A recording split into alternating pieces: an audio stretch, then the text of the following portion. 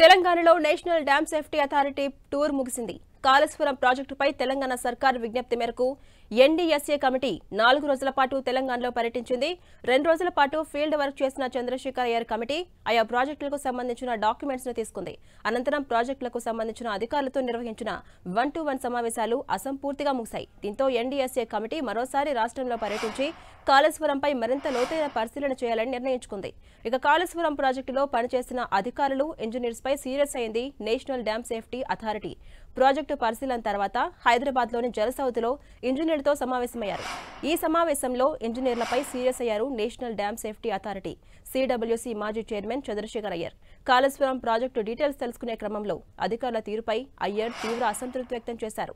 ఈ భేటీలో కమిటీ అడిగిన ప్రశ్నలకు కొంతమంది అధికారులు క్లారిటీ లేని సమాధానాలు ఇచ్చారు. అలాగే పలు ప్రశ్నలకు సమాధానాలు లేవంటూ నేరుగా చెప్పడంతో కమిటీ నిర్ఘాంతపోయింది. దీంతో ఇంజనీర్లు ఒకరిపై ఒకరు సాకులు చెప్పుకోవడంతో చంద్రశేఖర్ అయ్యర్ వాళ్లపై గరమయ్యారు.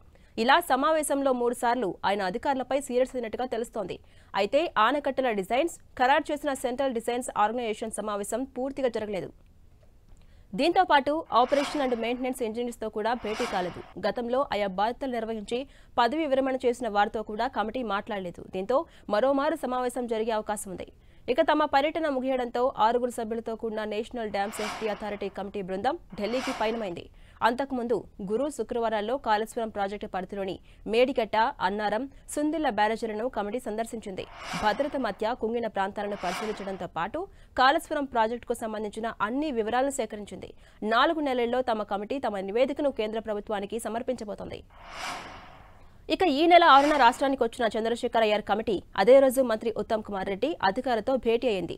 ఆ తర్వాత 2 రోజుల పాటు మేడిగడ్డ, అన్నారం, సుందిళ్ల ఆనకట్టలను సందర్శించి క్షేత్రస్థాయి పరిస్థితులను క్షుణ్ణంగా పరిశీలించింది.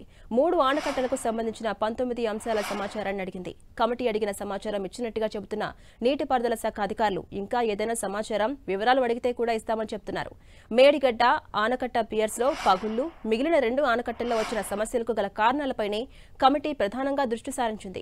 అందుకు సంబంధించే ఇంజనీర్లు, ఏజెన్సీల నుంచి సమాచారం, వివరణ అడిగింది. ఢిల్లీ వెళ్లిన తర్వాత కమిటీ అన్ని అంశాలను పరిశీలించి అధ్యయనం చేసి రాష్ట్ర అధికారులకు తదుపరి సమాచారం ఇవ్వబోతోంది.